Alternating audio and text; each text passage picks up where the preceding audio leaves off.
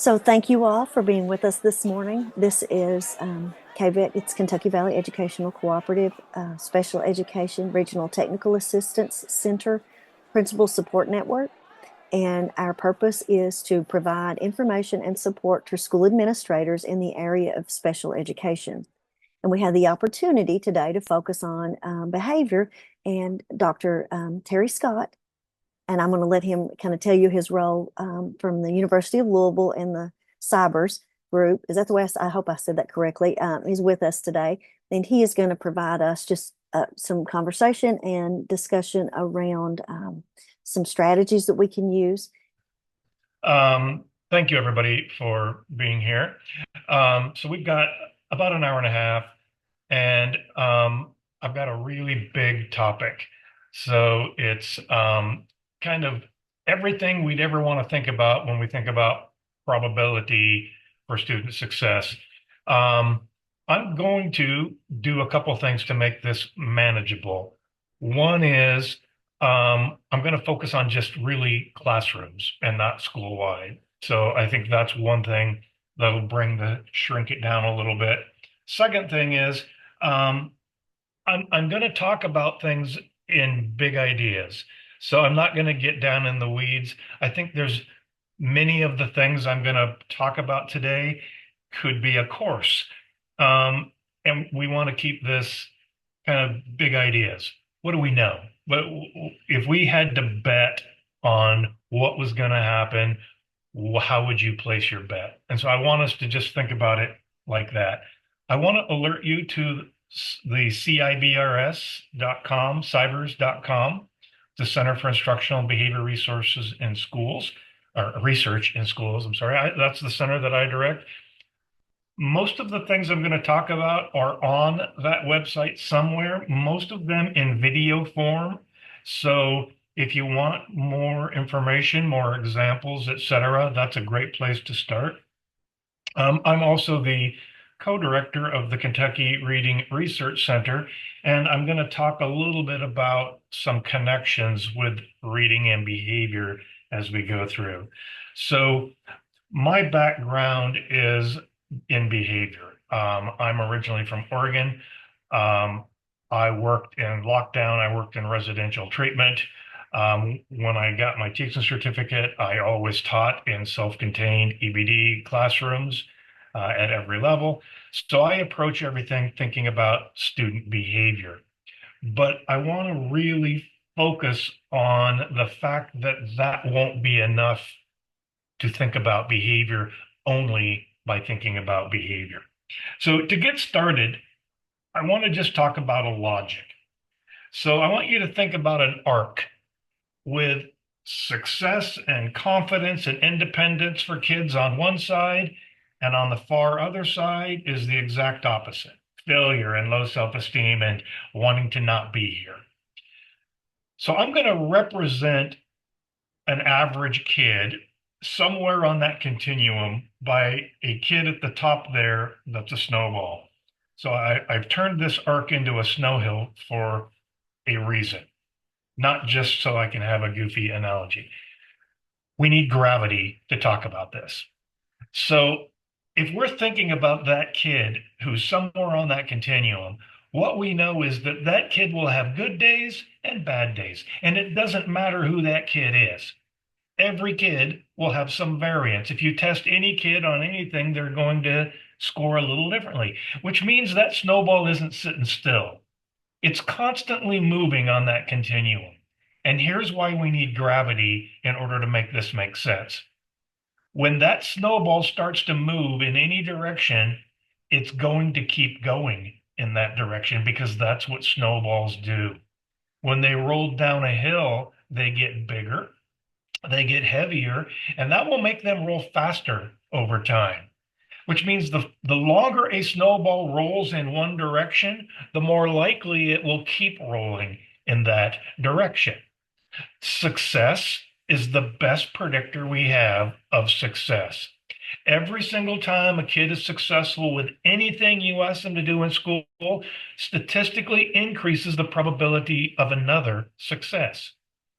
So what we want to do is we want to get so many successes by that snowball rolling in that direction that it gets really big.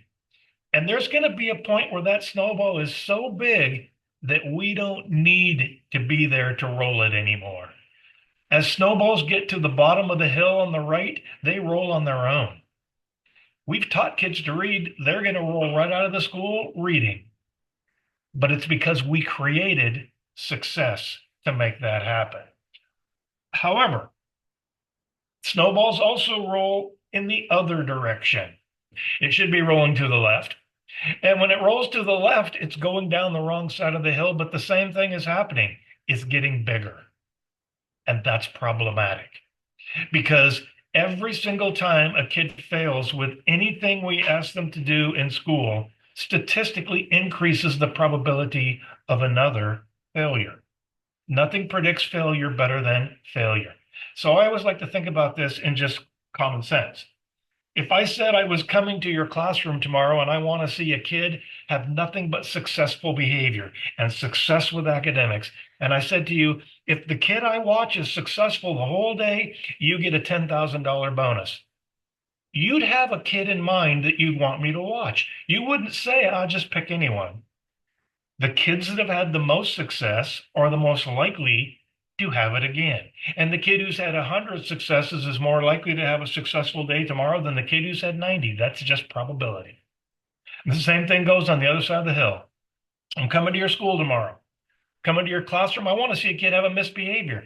If the kid I see has a misbehavior, you get $10,000. I think you'd not only have a kid in mind, but you'd also say, what time are you coming? Because I'm going to have this going on. You'd predict it. What happens that's negative is just as predictable as what happens that's positive. So we know kids are going to go one way and the other way. So the question we have to ask first is, what could we do to maximize the probability that 1 year, 2 year, 5 years down the road, that snowball is big enough to roll to the right without us? And the answer to that question is technical and a little bit tricky, but the best science we have would say this. If you can create an instructional environment, and there are a million instructional environments in the average day, lining up to go to lunch is an instructional environment. Being on task and listening when the teacher's talking is an instructional environment. Group work where we're all participating is an instruction. So everything, if you can create an instructional environment where kids are successful on average 4 times more often than they fail, we can predict that in the long run, their snowball will gather enough weight to the right to roll on its own. So 4-to-1 for the average kid. Are there some kids that could get by with a lot less? Clearly. But just as clearly, there are some kids that will need more. How much more? It depends. One thing we know is once a snowball gets about halfway down the hill on the left, which statistically is about 1 standard deviation below your peers, show me a kid in reading, in math, and language with behavior that's a standard deviation below their peers. If you want to predict that that snowball will end up at the bottom of the hill on the right, it will take 14-to-1 to get it there. Why? Because logically, it's big, it's heavy, and it's on the wrong side of the hill. You can't roll a big snowball uphill with 4-to-1. It will take more. And so this talks to us, gives us a logic for a couple of things. And one is early intervention, prevention. Let's not wait for kids to have problems. There will be kids having problems no matter what we do. But what could you do in a classroom to maximize the probability of kids' success? Because remember, every time a kid's successful, we get to say, wow, good, you did that right. And that made their snowball bigger on the right side of the hill. So we've got to create that prevention. Second, the moment we notice that it's not working for a kid, and I don't mean special ed, although special ed is part of this, But I mean, the moment we notice that it's not working for this particular kid, we need to do something to change the dynamics. We need to do something to that instructional environment to make it more likely that that snowball rolls to the right more than the left, or it's going to get worse. And when snowballs get all the way to the bottom of the hill on the left, we aren't good at fixing them. I hesitate sometimes even to say that, but that's the reality. Show me a kid that's like 2 standard deviations different than their peers in the wrong direction, and I'll show you a kid that has a very low probability of ever being successful on their own. So anytime I hear someone say, well, it's not working for that kid, but let's wait a week or two and see what happens, I think that's a bad idea. Because if it's not getting better, it's getting worse. And if it's getting worse, the probability of changing it is smaller. Plus, if you're going to roll that snowball uphill, there's a good chance you're going to need more than one adult to do it. It's hard to roll big snowballs uphill. It's going to be more expensive. It's going to be more time consuming. It's going to involve more people, and the probabilities are lower. So what we want to think about as we talk this morning are, what are the big ideas for probability? Let's just go to our gamble. We're betting our money that a kid or group of kids will be successful. If you were betting your own money on it, what would you want to see the teachers doing? And that to me is the question. It's a probability question. There's not a single thing that works every time. There's not a single thing that works for every kid. But if you were maximizing the probabilities across your school, what would you want to see the teachers doing? So as a first way to think about this, I want to talk about that connection between academics and behavior, because I think people have a tendency to say, let's do one or the other. I want to start with some research done at the University of Oregon, which is my alma mater. There are 2 giant databases at the University of Oregon. One is called the SWIS, the School-Wide Information System, and it houses data on office discipline referrals, which is what ODR stands for. And schools all over the world use the SWIS, and so all the data goes back to the University of Oregon in this giant data set. The University of Oregon also has traditionally had this giant data set for a reading assessment called the DIBELS, which is the Dynamic Indicators of Basic Early Literacy Skills. And so a doc student years ago named Kent McIntosh said, I'd like to find schools that are using both SWIS and the DIBELS and pull those schools and look at their data and see if one set of data can predict another set.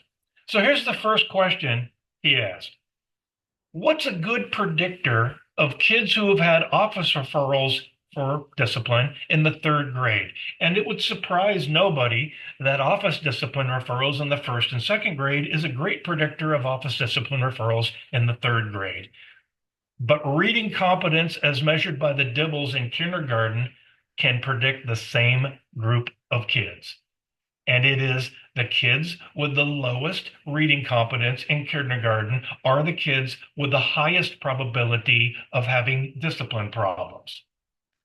Let's make it a little harder. Let's go all the way to 5th grade and let's look for kids that have 2 or more office referrals.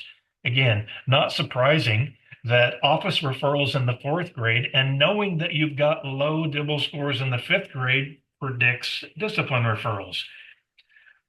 But it can be so much further back that we look at this. Phonemic segmentation fluency in the spring of kindergarten can accurately, reliably predict the same group of kids that will get more than 2 office referrals for discipline in the 5th grade. So the question is, of course, does reading problem cause behavior problem, or does behavior problem cause an inability to focus on reading? And I think the answer is, I don't know, both. Focusing on just one or the other has not been real effective. Interventions that focus on success across the board, with the two biggest being reading and behavior, are those that give us the biggest impact. In fact, in some of the research we've done in Kentucky, we found if the focus was just on reading or just on math, if you could get a big impact on either one of those, the other one came up too. So we get this effect of creating success with anything bleeding into another thing. But the problem is it can't be either reading or I'm sorry, either behavior or academics. It has to be behavior and academics. So I want to show you one more. Different set of researchers. They were looking at kids that had less problem behaviors in the seventh grade. So these are kids that are highly likely to have zero office referrals. And what they found when trying to predict that group of kids was that knowing they had really high reading scores in the middle of elementary predicted that. But I think this is what's really important about this research. They also found that even kids that did not have high reading scores, but that had reading scores between third and sixth grade that were steadily improving, had the same outcome in terms of behavior. You don't have to be stellar at something to get this effect. You have to be successful. So the question that I want to focus on today is, what are the things that we could do to maximize the probability of success with kids, no matter what they're doing? And I want to focus on the classroom. We could easily spend our time focused on PBIS, RTI, MTSS, those things, and that would all make sense. But I want to drill this one down more to, but I'm a teacher in a classroom. So as we go through, I want to keep hitting on a couple of principles. One, nothing is a sure thing. If anybody's telling you this is the only thing that works and it works every time for every kid, they're a salesman and they're not telling you the truth. However, some things work way better than other things. Nothing's going to be a sure thing, but some things work better than others. And here's something that bothers me. As a researcher, as somebody who does research for a living, I've come to really be suspect of the term research-based practice or evidence-based practice. That doesn't mean the things they call evidence-based don't have evidence. More than likely they do. But here's the problem. You could have 50 different things, all of which had evidence. That doesn't make them all equal. I always like to say, I've got this bean here.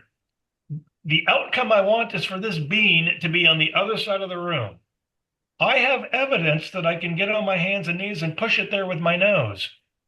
I also have evidence I could just toss it over there. Those are both evidence-based practices, but clearly one makes a lot more sense than the other. So we need to be looking at our practices. There are a lot of evidence-based practices. Which of them gives us the highest probability of change? And actually, we have a really good science on what those things should entail. So let's start with prediction.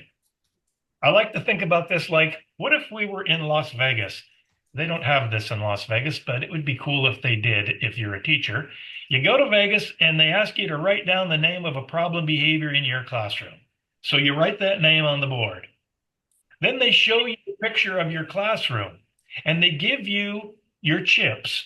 Now, I don't know how much money you want to spend on this, but you could put a $10 chip, a $25 chip, a $100 chip on the area in your classroom where you would bet there would be a problem behavior. How would you know? It's your classroom. You work there. You work with kids. You know these things. Third, set that clock to the time when that's going to happen. What would you do if this was your classroom? What would the behavior be? Where would it happen? When? If you know what's going to happen, you know where it's going to happen, and you know when it's going to happen, our thought for changing that gets much simpler. Because if you tell me all behaviors all day, everywhere, my intervention's this big. But if you tell me problems in the classroom at the sink at 10 o'clock when we do hand washing, and it seems to be more the boys than the girls, my intervention can be very focused. The better job we can do predicting, the better job and the easier job we can do preventing.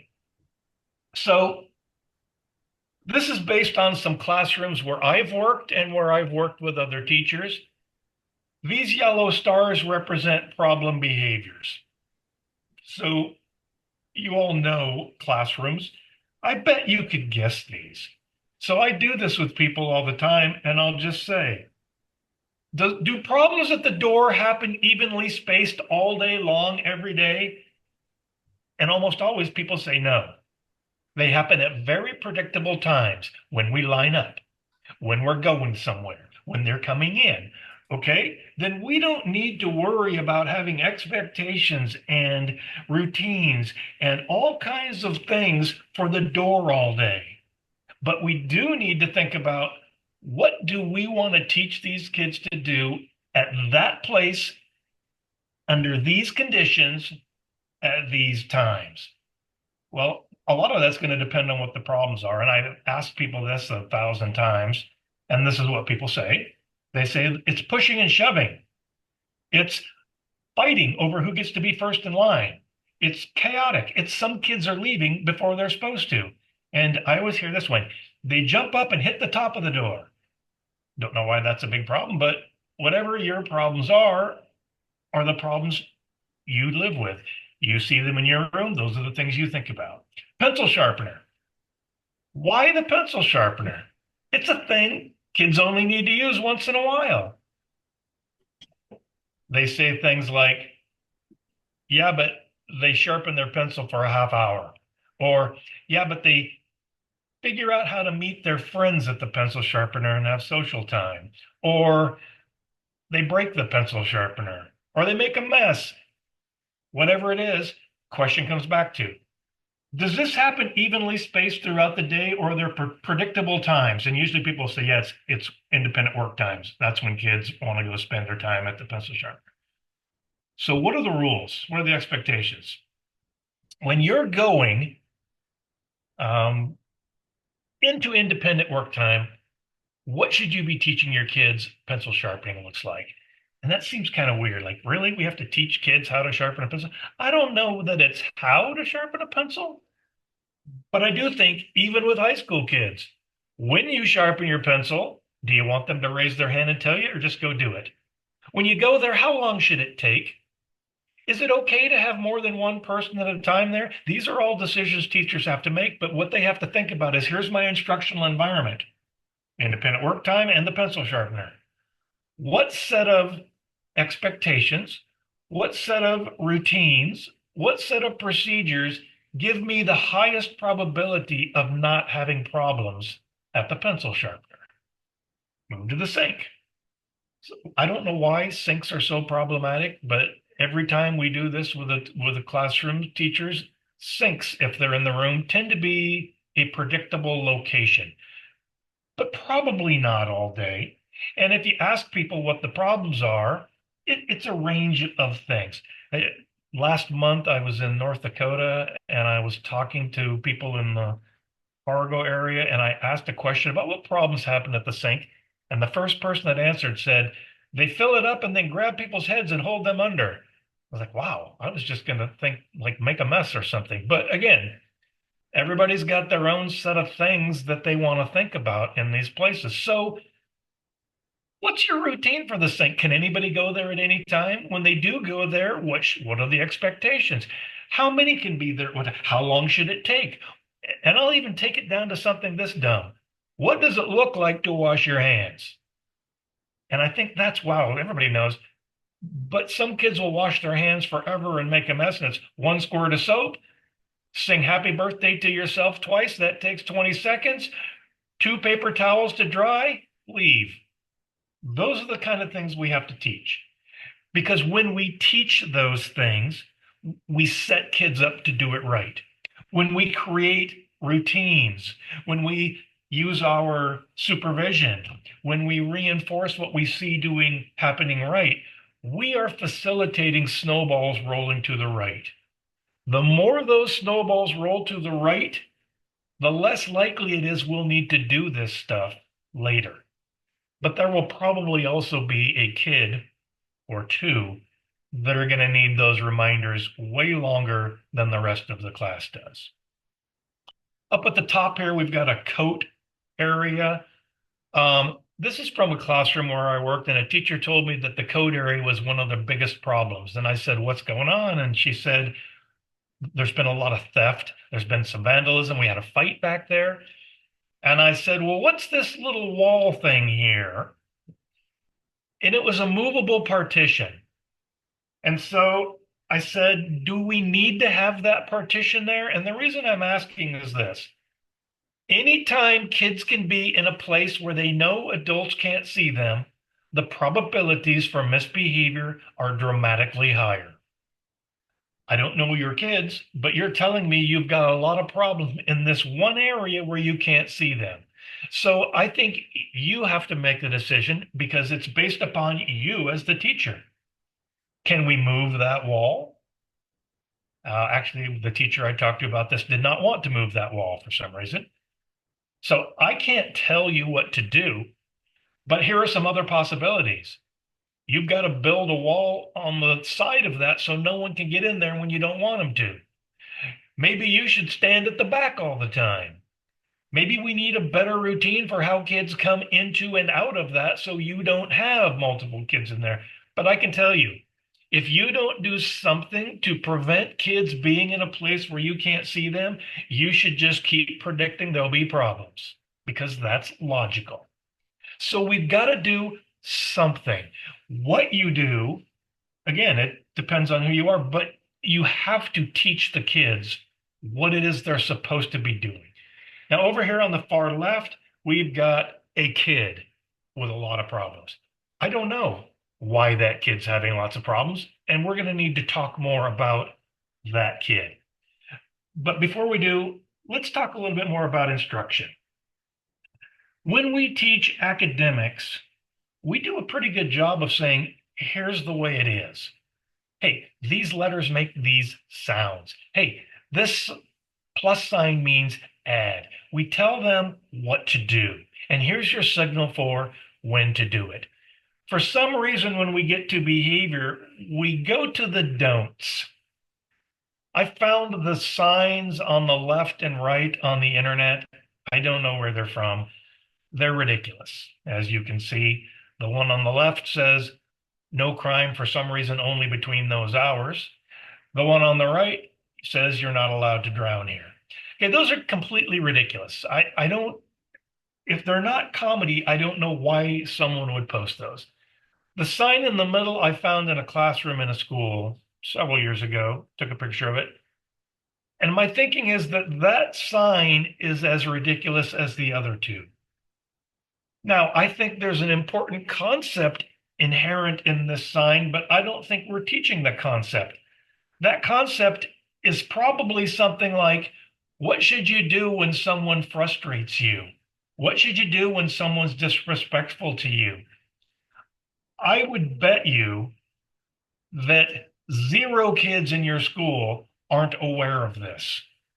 If all of your kids know that hitting is wrong, why do some still do it? 2 reasons. One, it's very effective. If someone's calling you names and you punch them, it shuts them up. 2, we have not taught them what to do instead. And we sometimes start to do this, and I see schools saying, treat other people with respect. But that's not instruction. That's just naming a rule. It's like saying, hey, listen up, 2 + 2 is 4. Go about your business. That's not instruction. It's just saying something. What we have to do is teach them what that looks like. If I think about all the kids I've ever dealt with in my career that assaulted somebody in some way, 99% of the time, if I said why, they would say, they did this, they said this, they started it. Well, there's the rule to teach is how do you be respectful to others when they're not being respectful to you? There's the example that makes this good instruction. Instruction isn't saying the rule, it's teaching the rule. And to teach the rule, we have to have examples. What are the examples? Wherever you see from your kids. One of the things that concerns me when I look at curricula in schools is that the examples we're using all came out of the book. And the book is written by somebody like me sitting in their office who doesn't know your kids. We need to be able to get the examples that are meaningful for your kids, that teach them what you want them to do under the circumstances that they are seeing in their real world. So I'm going to dig a little deeper on that and call it effective instruction. We're going to start with that basic concept, teach what you want to see. And don't just tell them, teach it. What does it mean to teach? The science of instruction that we have says there are three things. One, be explicit. It doesn't matter whether you're teaching reading or math or science or health or art or PE or behavior. Tell them what we're doing today, why it's important. Connect it to prior learning. Give them a learning target. Here's where we're going. But really, really find a way to make it clear to them why they should care. John Hattie, if you're familiar with John Hattie and his meta-analytic work and effect sizes, he refers to this as teacher clarity. To what degree, when I introduce a lesson to you, do you know what we're doing and why we're doing it, and do you care? That's my job as the teacher, to make you care. And that can be really challenging. I'm going to dig in a little bit deeper on that because honestly, not everything in our curriculum is super interesting. That doesn't mean it's not important, but we have to find ways to make it interesting for kids. So I think a lot of what we refer to as culturally responsive practice fits right here. Are we giving kids examples that look like things in their real life? Because if I'm saying, hey, here's an important concept you need to know about, and here's three examples that are nothing like anything you'd ever see or care about, I've lost them already. So we need to go out and find those examples. The three things that I'm showing you right here are the definition of something called direct instruction. When I say direct instruction, I think a lot of times people think, well, it has to be at a kidney-shaped table and we have to have a program and we have to snap our fingers. The definition of direct instruction is the teacher has thought out, what do I have to say? What do I have to show them? What activities do I need to engage them in directly so that they get it? Two, while we're doing that, not a separate step, but at the same time, they need to be thinking about it and doing things with it. And that is a second thing that's a teacher responsibility. How do I keep the kids engaged? It's really easy to say, well, these kids don't care, they're not engaged. That's happening.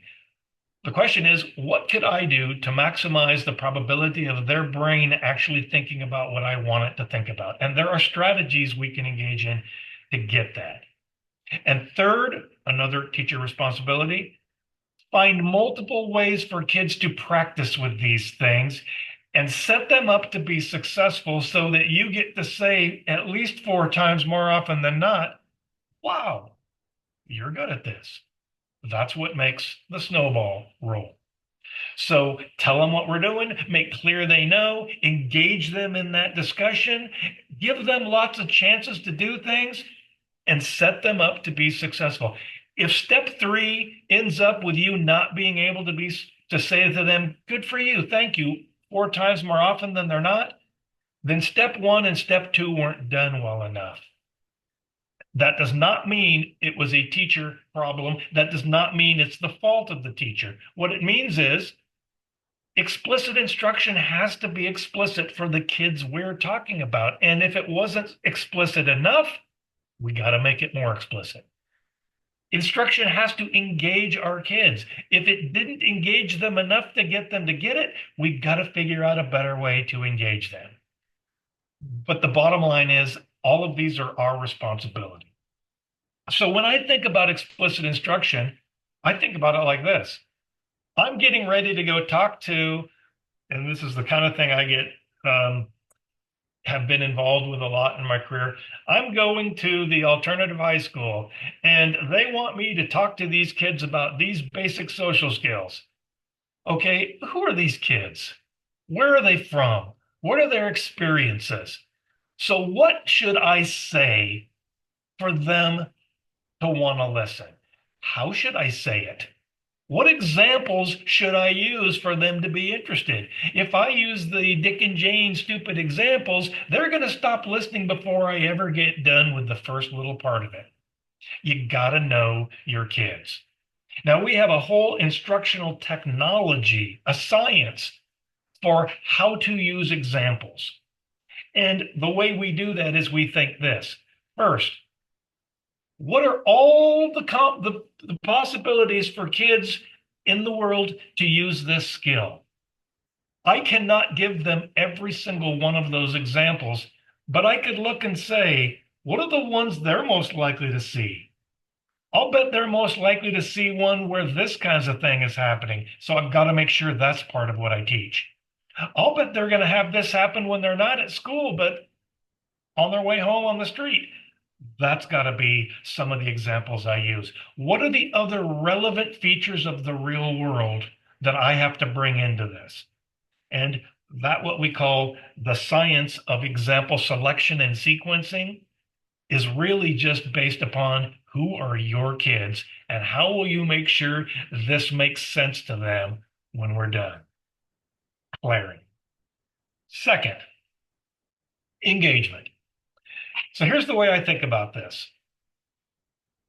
Kids' brains engaging with us when we're teaching is not necessarily normal. And the reason I say that is because you've got so much competition for those brains. Movies are competition for those brains. So is music and sports and TV. And here's the big one. And I just warn you, you don't have anything this big. Boy-girl gossip. You can't compete with that. I don't care what you're teaching. It will never be as interesting as the potential of boy-girl gossip. So here's what we got to do. I'm teaching something and I think it's important and I'm being explicit. But your brain is still massaging the interesting gossip you heard out on the break. And I'm teaching whatever it is, and I'm trying to get you to attend. And some things are easier than others. Now, if you're teaching the Industrial Revolution, wow, good luck getting kids' brains to want to listen to the Industrial Revolution instead of boy-girl gossip. We are never going to win that battle. So I say, think about Industrial Revolution. And it might even be that all my kids are out there going, that doesn't mean even one of them is actually thinking about the Industrial Revolution. Our kids get really good at looking us in the eye and nodding while we're talking and not listening to a thing we say. So engagement isn't something that's going to happen naturally all the time. I mean, sometimes it does. Engagement is something we got to go get. And because me saying, hey, think about this, be engaged with this, doesn't make them be engaged, I have to ask them to do something. And it can be as simple as this. Hey, think about this. Raise your hand if you think this is the way it is. Raise your other hand if you think this is the way it is. When you ask them to do something, even as simple as raise your hand, you force their brain to actually think about what you want them to think about. Hey, think about this. They're not. Think about this and write down one word that you think means the same thing. I got to do that now. I can't write down the thing you asked me to do until my brain actually massages the content you want me to be massaging. These are called OTRs, opportunities to respond. Now, what we want to do is we want to use opportunities to respond for one thing: engagement. They are not assessments. Now, I'm not saying it's impossible to use one to think about, are they with me? But that's not their purpose. The purpose of an OTR is to make kids' brains massage the content we're talking about. So when we're saying, here's when we wash our hands, here's how we do it, here's when it happens, I'm going to say, what would be the next thing we do? Turn to your neighbor and tell them what you think we should do next. Hold your fingers up for the number of squirts of soap we're going to take. I'm making their brains process this. And by asking them to do something, it actually makes their brain process this. Now, we can do this in a number of ways. We can ask everybody to yell it out. We can do a hand signal. We could say, I'm going to give you some steps, yell out those steps. I'm going to say, bring out a whiteboard or a piece of paper, write something down on it. We can give people response cards, hold up the green one, hold up the red one. We've got a lot of true, false, or yes, no response cards, or even multiple choice. But every one of these things is a little trick to get the kid to think, and that's all it is. So what we're looking for is, how do I use these when I need to use them in a way that keeps my kids engaged with what I want them to be thinking about? Now, when you say go work on the project, you don't need OTRs. The project is engagement. But when you're talking to them, when you're delivering information, that's different. I don't write OTRs generally into a lesson plan. And when I work with teachers, I don't ask them to do that. What I do ask them to think about is, what are some good OTRs you could pull out if you needed them? Now, if my kids are hanging on every word, just super interested in what I'm talking about, which has never happened, but if that were the case, I don't need OTRs. I can tell their brains are already with me. But when their brains are not with me, we got to get them back. And the evidence we have says when kids aren't focused on what we're talking about, we can re-access that focus with OTRs at a rate of 3 per minute during instruction. Now, we don't need OTRs at 3 per minute all day long. We don't need OTRs at 3 per minute the entirety of instruction. We need OTRs at 3 per minute when we aren't getting the level of engagement that we think we need.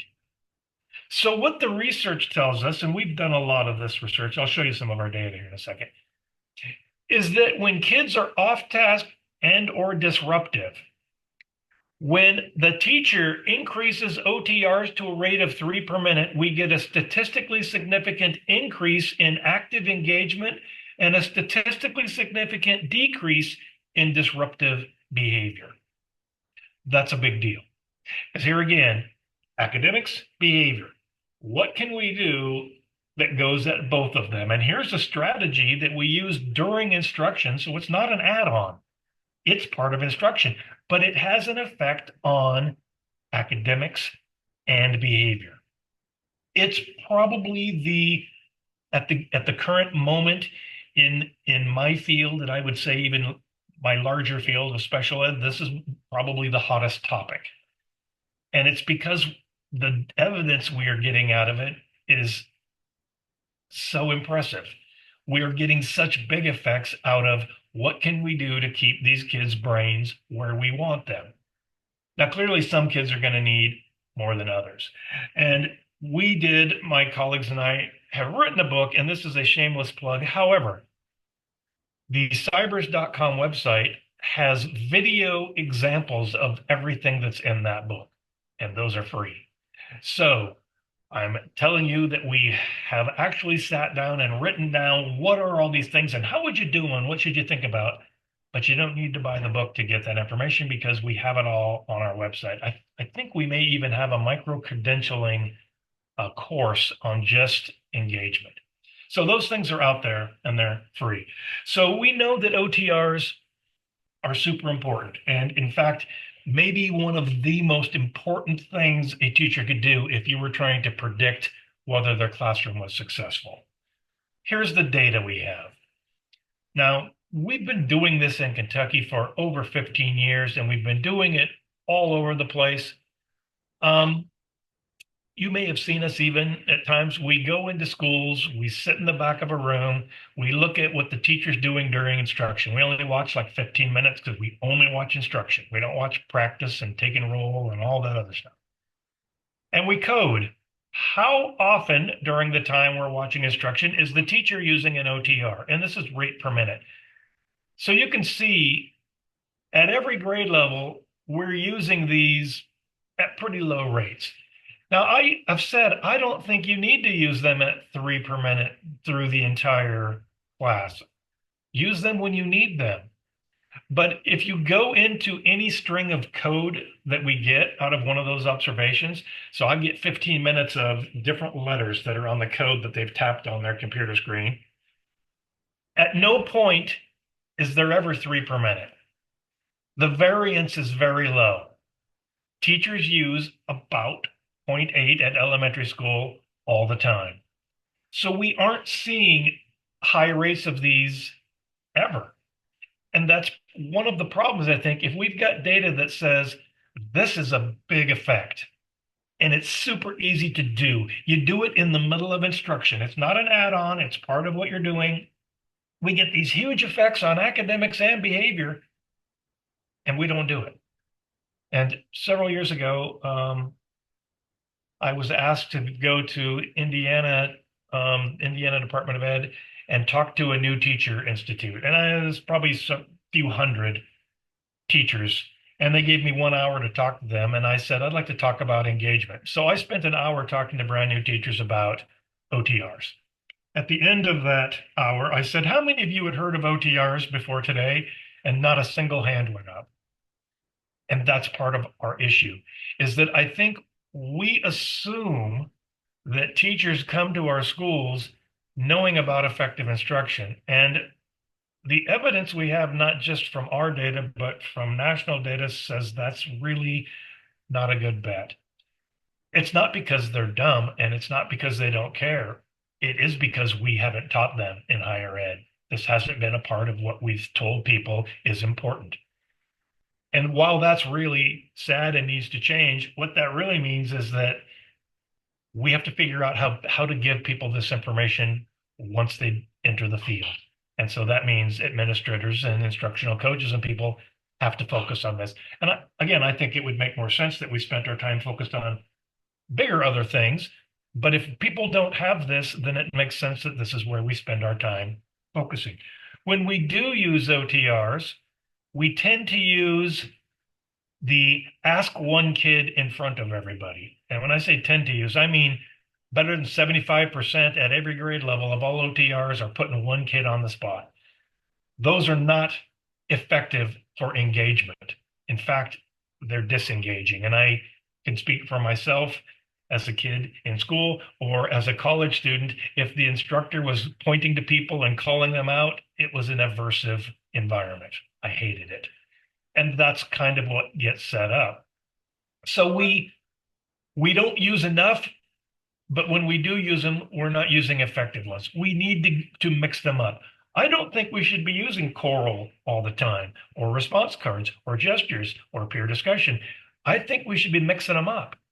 Kids should be doing something with their hands, and they should be saying something, and they should be building something. All of that research that we have on modalities, and the research is very clear. There isn't evidence for people having specific modalities that they need. The research instead says everybody does better when they get multiple modalities. So it's not you're a visual learner and you're a kinesthetic learner. It's we're all of those things, and we need to give examples using all of those things. And so again, when we think of OTRs, I think we've got to think about using them in a variety of ways. And to me, a lot of this comes back to teacher creativity. And a lot of times people have said to me over the years, oh, the thing I don't like about direct instruction is it ruins teacher creativity. And I was like, man, I totally disagree. There are so many things to think about. What example should I use? And how would I show the kids that in a way that was entertaining? And What kinds of different OTRs do I need to keep their brains? There's so much to think and do that is all creative. So here's some research done in Kentucky. A project we have called ABRI, Academic and Behavior Response to Intervention, which has been running for like 17 years now. Back in the old days, KVE would just say to us, here's a bunch of schools struggling, please go help them. And we always got poverty schools. And so one year I asked, how many Title I elementary schools are there in the state of Kentucky that get distinguished on the state reading assessment? There were 12. And I contacted all 12 schools and said, could we come and observe? And 11 of them said yes. One just didn't respond. So I sent my research team to those 11 schools, and they sat in every classroom of that school and watched teachers teach and coded. Then I matched a sample of 11 Title I schools with similar demographics, but low reading scores. And we went to those 11 schools and we sat in every single classroom and coded what teachers were doing there. So we've got, when you think about doing an analysis of this, we've got state scores on school level reading, and then we're looking at teachers inside classrooms where the kids gave us the data. So it's nested. Do something called hierarchical linear modeling. It'll tell us of all the variables you collected data on, demographics, size, location, teachers' education, and all the things teachers do during instruction, only one thing was significant: group OTR. Here's how big it is. The average Title I school that's distinguished on the state reading assessment, the average kid in the average classroom in that school during the average week gets more than 260 additional chances to respond to instruction. There are more than 260 more chances to be engaged with instruction per week in those schools. And what the HLM will do is tell us where the difference is. It's not a school level difference. It's a teacher level difference. The difference between high and low performing poverty schools is a difference in how teachers engage kids. Now, this is our study. We're not the only ones that have done a study like this. This is what the field is finding over and over, that we predict kid outcomes better with adult behaviors than anything else we've got. And again, I don't want to couch this as therefore it's the teacher's fault if this isn't working, because it's not a fault issue at all. It's a responsibility. It's not working. Then what do we have to do to make it work better or give it a better probability of working? These are the things. Be explicit. Engage kids in instruction. Those are the things that we know give us our biggest impact. And I'll show you a little bit bigger set of research things looking at those things in a minute. The third part of this was give them lots of chances to practice with feedback. I'm a behavior analyst, and I approach things from a very behavioral lens. So when I talk about feedback and reinforcement, I have a feeling that people assume I'm going to talk about handing things out, whether it be goodies or candy or points or tickets, and I'm not. I have no philosophical problem with any of those things. I have a reality problem with it. I've been a teacher. I don't think you need to use those things. And I think when you do, it's going to end up taking you more time and effort than you need to spend. Because we know that simply verbally acknowledging kids doing it right gives us the same effect. And it's way easier. I don't have to keep track of how many times I've said that to you, how many tickets I've given you, how much candy you've received. Those things are things that I have to keep track of if I'm using tangibles. So I like to think about it like this. How could we increase our verbal acknowledgement of what kids are doing in schools so that the average kid hears something positive 4 times more often than negative. Okay, that's the average kid. That means I'm going to have to say thank you a lot. It means I'm going to have to say good job a lot. It could also be a thumbs up. I think a smile can work if done in the right way. It's just performance feedback. What we know is the more times you tell a kid you did that right, the more likely they are to keep doing it. This is the snowball effect. The more you've done it right, the more I can tell you you're good at it, the more you're going to want to keep doing it. But we have to get that snowball rolling. So how do we create a success so we can give them all of that credit? I sometimes say that my definition of a teacher is we go out and we say things in just the right way at just the right time. And we play tricks and we set traps. I'm going to dig a hole in the floor and put success at the bottom and camouflage the top with leaves and twigs and let you walk over and fall and land right on success. And I'm going to come over and give you the credit for it. Teachers set kids up for success and then give kids the credit for all of that work because the credit is what makes the snowball roll. Now, I worked with kids with really severe, challenging behaviors in lockdown settings, et cetera. And I've worked with token economies a lot. Token economies work, but token economies are a ton of effort for the teacher. So if I were working in one of those schools, in one of those classrooms again, I'd probably use a token economy again because those kids needed that level of structure. But the average kids you have in your average schools don't. And if you want to do that, that's fine. Again, there's nothing philosophically I have against it, but you will spend more time to get the same outcome you could get by saying thank you. And that's why I think it's something to really think about.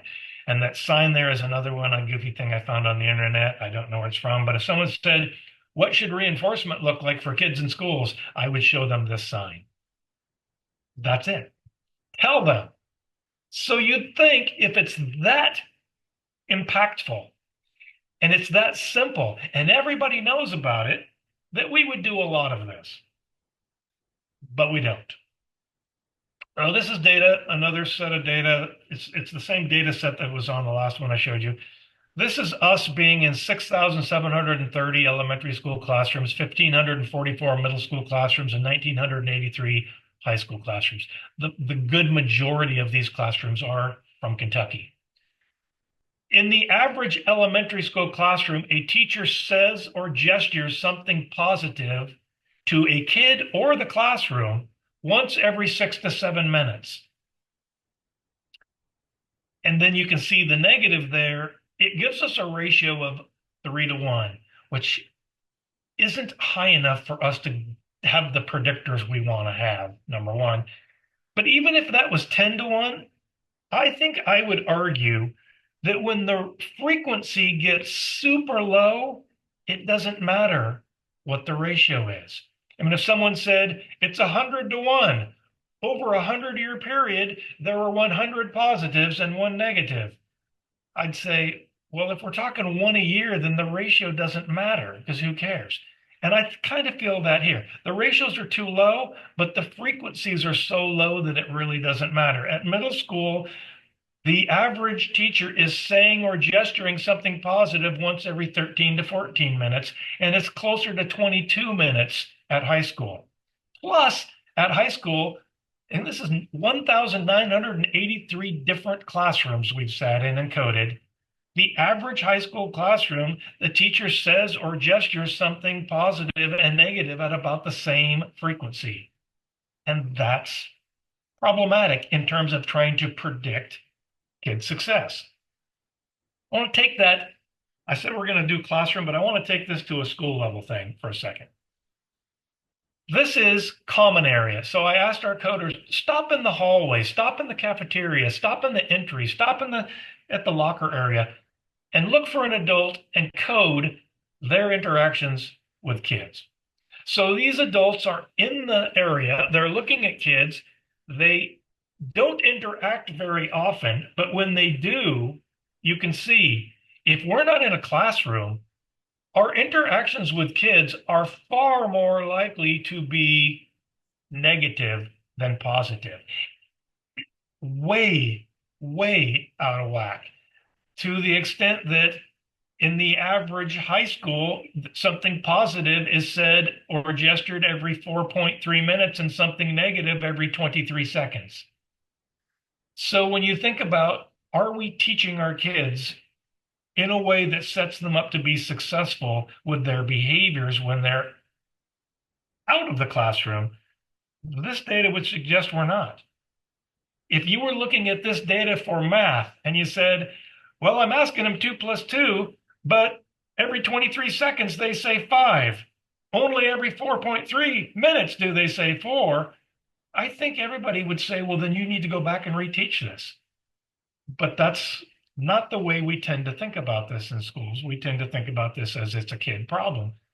One, I think these kids are being successful a lot in the hallway. We ignore that and put our focus on where they're not successful. So I think we're not taking advantage of opportunities to be successful with kids. And I just like to show this because I like to show this.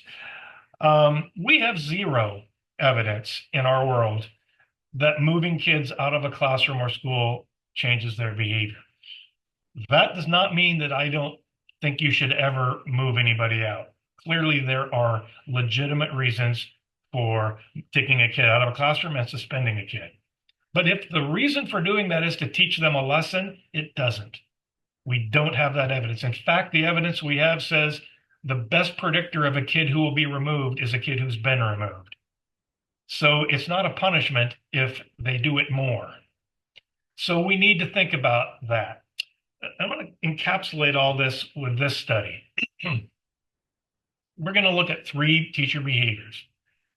To what degree is the teacher looking at and talking to kids during instruction? To what degree is the teacher using OTRs during instruction? And to what degree is the teacher using positive feedback? I'm going to put those 3 things together and create one composite score that involves those 3 things. A latent class analysis says how many unique types of teacher are there when you look at those 3 things. And a latent class analysis on this reveals 3 clusters, which are essentially high, medium, and low. Here's what we know. If I go watch a teacher teach for 10 minutes, if the teacher I watch during those 10 minutes is using those 3 things at a rate that would fall in the lowest cluster, you can predict if I watch that entire class, the kids in that classroom are 27% more likely than the average classroom to be off task, and a whopping 67% more likely than average to have a disruptive behavior. Nothing that we know of predicts kid behavior better than adult behavior. Now, if I know all these kids and know the ins and outs of every one of them and what's going on, there's probably a lot of other things I could do to have an impact. But if I don't know the kids, what's the thing I should be doing? The thing I should be doing is using effective instruction. I should be talking directly to them, being explicit. I should be engaging them. And I should be giving them chances to do things and giving them lots of positive feedback. That's effective instruction. And the other thing we know is that both positive feedback and OTR alone are predictive of schools with less suspensions.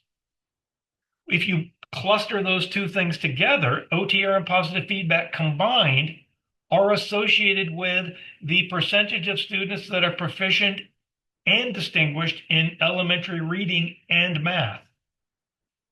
Elementary. Now, at secondary school, we get the same effect in the same direction, but it's not statistically significant. It's very close, but it's not. So this data is published because it's statistically significant.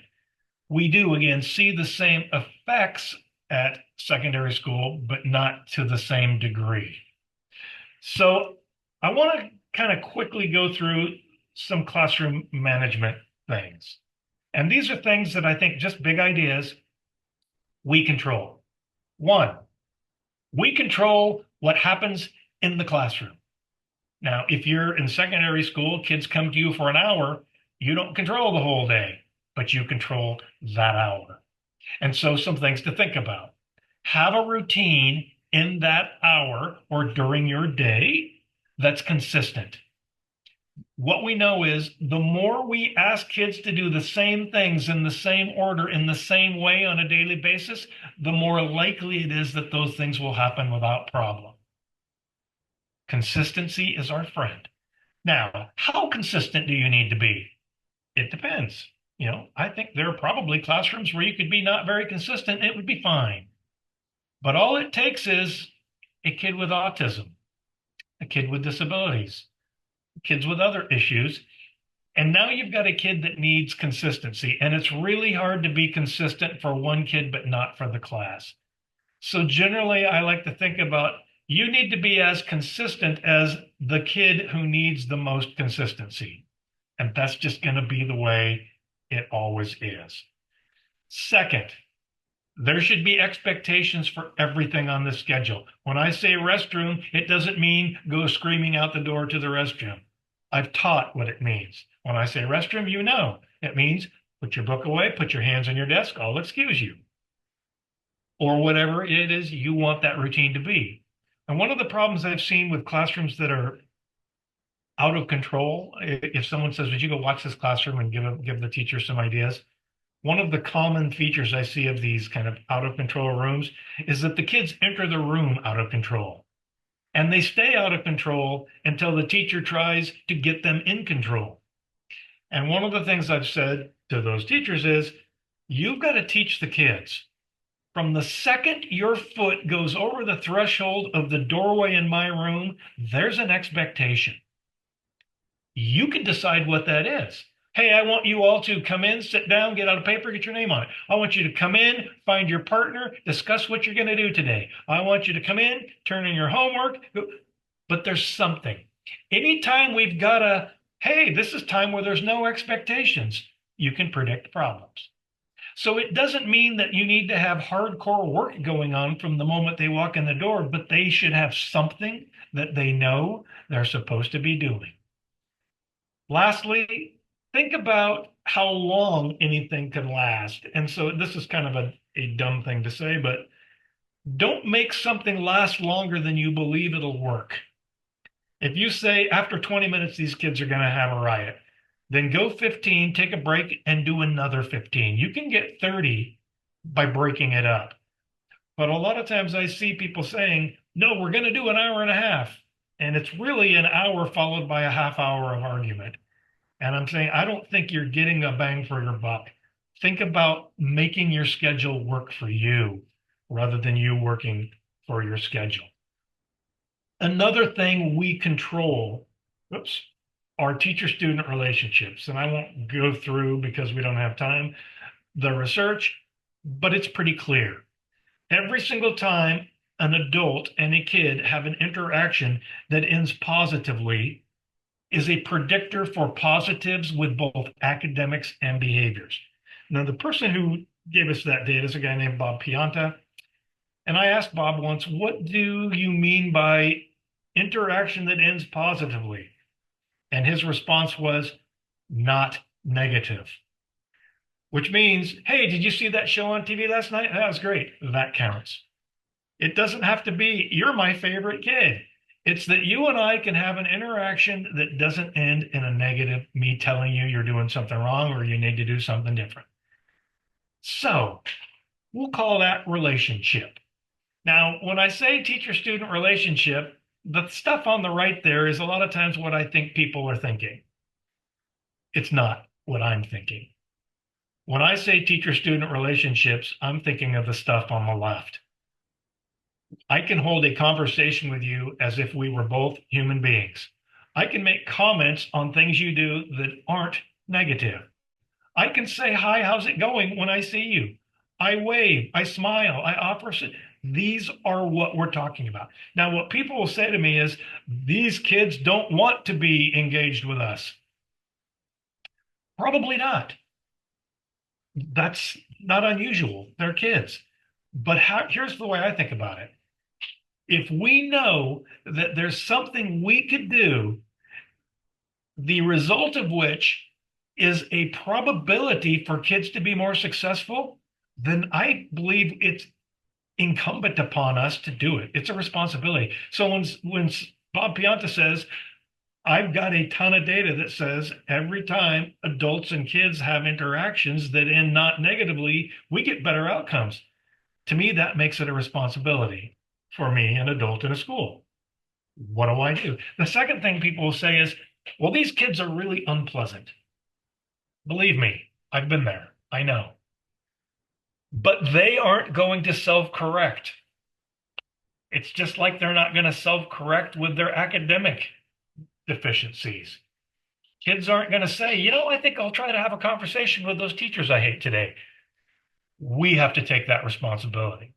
So it doesn't mean being best friends and big deals. It means saying things. There's so much research out there on things like when teachers greet the kids at the door and ask them one personal thing, what'd you do, how you doing something, how much difference it makes in the behavior during class. It's part of the same issue. And again, the reason I bring it up is because we control it. It's something we control. So I'm going to switch gears for this last part, and I want to talk about misbehavior. So as you're all aware, kids will misbehave. And if you've worked with kids for any length of time at all, it can get on your nerves.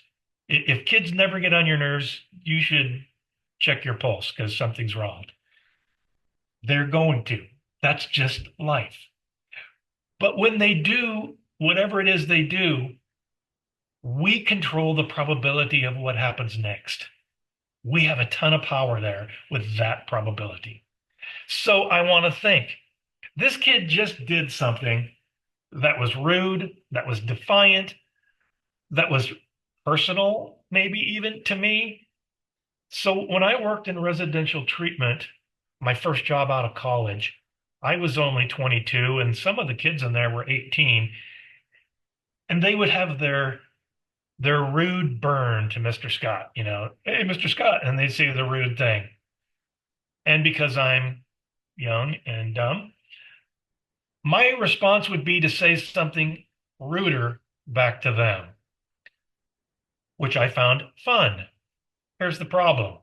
They don't have the intellectual or verbal skills to one-up me, which means they say something really stupid, like, I'm going to hurt you in some way. Like, hey, here's a rude thing to say to Mr. Scott. Hey, I've got one that's ruder and wittier. I've just proven I'm this much wittier than a 15-year-old juvenile delinquent, and I've set them up to threaten to kill me. I want to go back to kid did the wrong thing. Here's what I had to teach myself to think. What would I like in the perfect world, in the best interest of that kid? What would they do next? So if they're sitting around, goofing around, not doing what they're supposed to, what do I want them to do? I want them to turn around, focus, work on what we're working on, and do that for the rest of class. Boy, if they could do that, that would be the best possible thing. So what I've had to teach myself to do when kids get on my nerves is stop, tap my foot 3 times, and while I'm tapping it, I'm thinking, what would be the best possible outcome for this kid? What would be the best thing he or she could do next? My response then is, what thing could I do to make that most likely? What's the likelihood? I'll tell you what, there are kids I've worked with that I'm thinking the likelihood of them doing this is less than 1%. But my responsibility is to go after that 1%. If it doesn't work, we'll go on to the next thing and then the next thing. But my first response should be, how do I make this work better for that kid? And it's so easy to do these things, the things on the right. I've done every one of those things, and they're ineffective. They're ineffective probabilities. So I'm not saying one of those things couldn't work for a given kid, but they are low probability. Now, we've got tons of things that are high probability, and here's just a basic list of some simple things that came up off the top of my head, but we need to think in that way. So I want to show you some misbehaviors. We'll start with disruption. So these were shot quite a while back, maybe 12 years ago or so. The kids are actors. We paid the actors for these. The adults are all friends and colleagues of mine, so you may see people you know. So here's what I did. I wrote a script that basically says, first of all, we draw straws for who gets to be the problem child. I go to that student and I say, here's what I want you to do. So to this kid, I say, I want you to just keep doing little things. But really, the script is written for the teacher. So I've asked the teacher to do 4 or 5 things, all of which are bad ideas. What I like to do is show this video to teachers, to schools, and say, what are the bad ideas? So that's what I'd like you to think about as you watch this. What things is the teacher doing that are not high probability? Taylor, bullet. Okay, everyone, I need you to get your papers out from yesterday. Those need to be on your desk. Caleb, if you do not have yours out, that will be a 0 for this assignment. Caleb, I am not going to play these games with you today.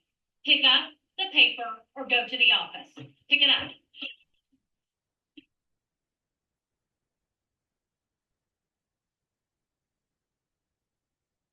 Caleb, I don't know what your problem is, but you will not be disruptive in my class. Do you understand what I'm saying? What y'all looking at? That's it. To the office.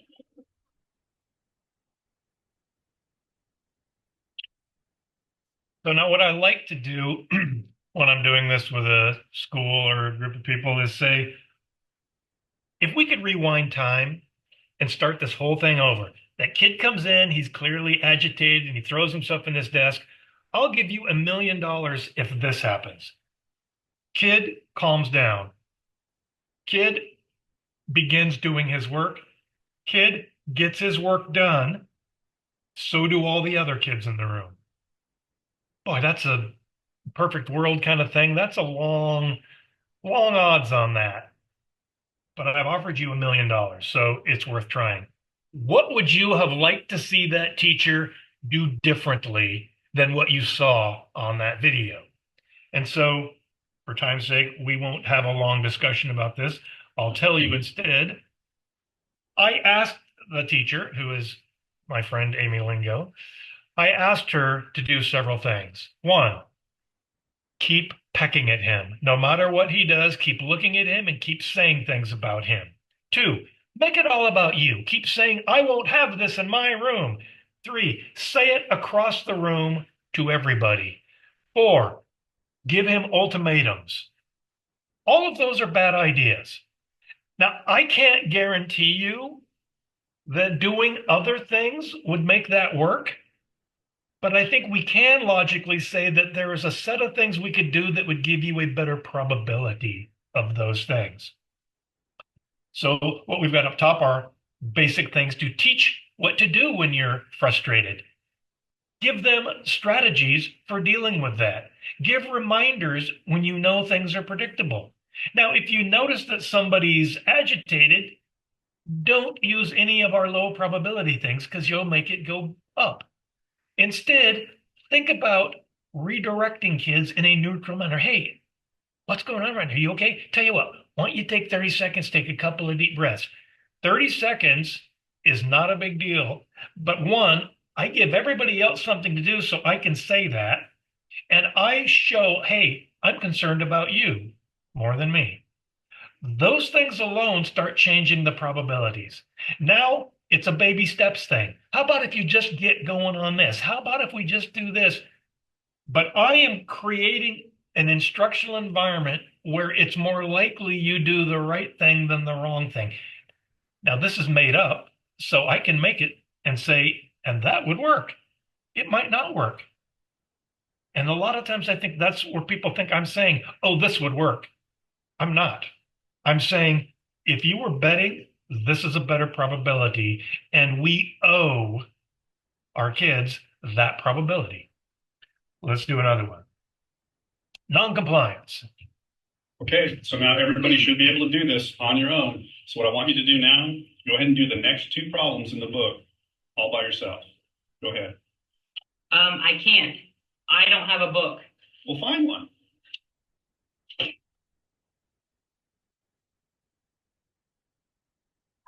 Binders, keepers. Seriously, Caven, get to work. I don't have a book or pencil. I need to go to my locker. No, there's not time for that right now.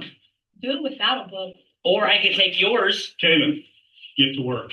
Are you deaf? I said I don't have a book. Then you have a 0 for the day. Fine. Whatever. So on this one, it's a little bit different. The first thing that I think goes wrong is when the kid says, I don't have a book, and the teacher says, go find one. Because what the teacher's doing really is giving him a blank check to go do all the things he was doing. When kids say, I can't do this, here's my reason why I can't do that. I need this and this. You're going to need to let me leave first. I've got to go do this.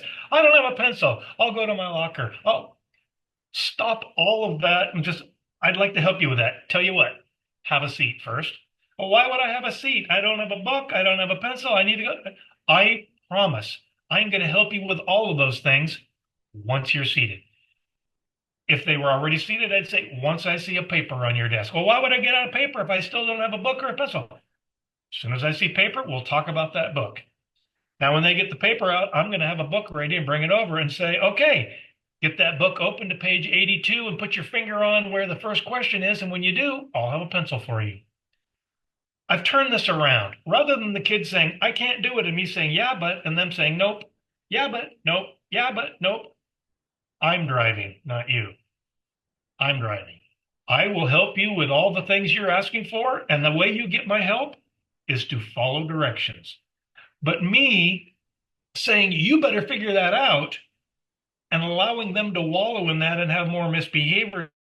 So what I ask, and this is my friend Justin Cooper, what I've asked him to do here is, I want you to, when he doesn't do what he's supposed to, keep putting it back on him and just keep saying, hey, do it right, without ever stopping and saying, wait a minute, show me this.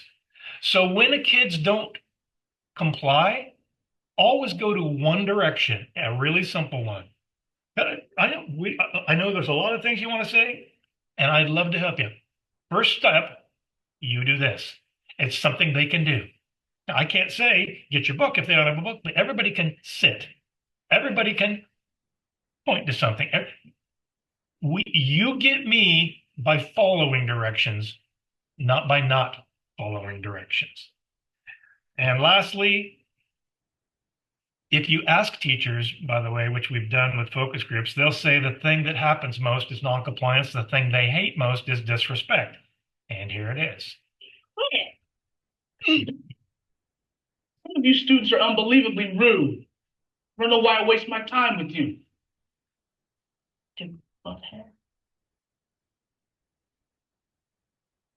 What did you say? Nothing. So what'd you say? I didn't say anything. So I think in this particular video, it's the teacher who's escalating, not the student. So, but what I like to think about with kids being disrespectful is, why are kids disrespectful?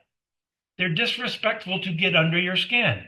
So when you show that they got under your skin, you've reinforced disrespect. We have to, and it doesn't matter what grade level you're at, a kid who's rude should be met with, let's you and I talk about that. We'll do it then. I'm not going to stop what I'm teaching. I'm not going to throw a fit. I'm not going to give you any emotion because you don't control me. You're a kid. I'm an adult. You said something rude. I'm an adult. It rolls off my back. It doesn't matter. But it was disrespectful, which is against our rule of being respectful. And I've said to kids, let's see when I talk after class, I've even had the kids say, why? I don't think that's disrespectful. It's like, well, that's a good reason why we need to talk about it. leave it. If they keep talking, I don't answer it because they're pulling me into a power struggle. Power struggle's over. You and I are meeting after class. It doesn't matter what you say now. So I don't need to keep saying things with you. But I teach the rest of the class just as good a lesson. The rest of the class learns he's an adult. You can't make him dance and sing for you.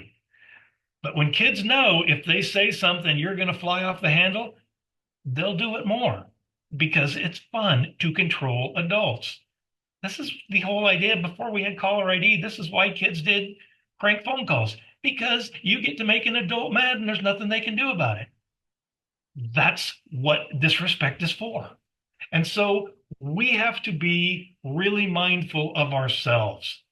Yes, there's a consequence for it, but the consequence will come on my time and my schedule. You do not control my emotions.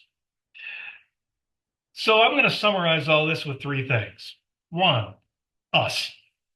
The stuff we do is so important. The way we interact with kids and the things we set up, we make an incredibly big difference in probabilities for kids.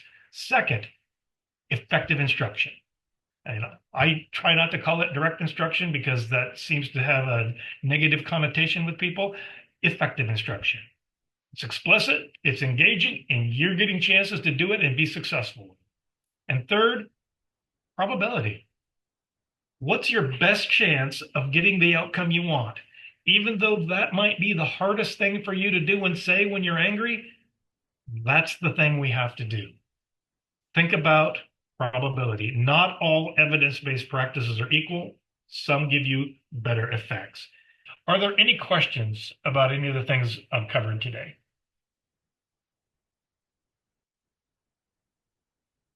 Okay, well, if you have some, remember my email address is there. It doesn't cost anything to send me an email. I'm really glad I got this opportunity. I don't feel like I get the opportunity to talk with, districts and schools and administrators in Kentucky as much as I used to. And I feel like I've talked really fast and hit a lot of things with just big ideas. But remember, the CIBRS website has a lot of videos in detail on a lot of these things. I'll just leave it there. Dr. Scott, I just want to say thank you on behalf of KVEC and CERTAC and our region. We appreciate all the information that you provided for us, and a rethinking and having us revisit thinking about how we teach children what we expect and our behaviors. And I think that's some of the things that we forget sometimes in our world is we forget to model and teach kids exactly that behavior, how we operationally define that behavior and how we teach that exact behavior we want them to have. So it's always a good reminder. So we certainly appreciate that information. Thank you for being here. Okay, thank you so much. And thanks to each of you that were here with us today.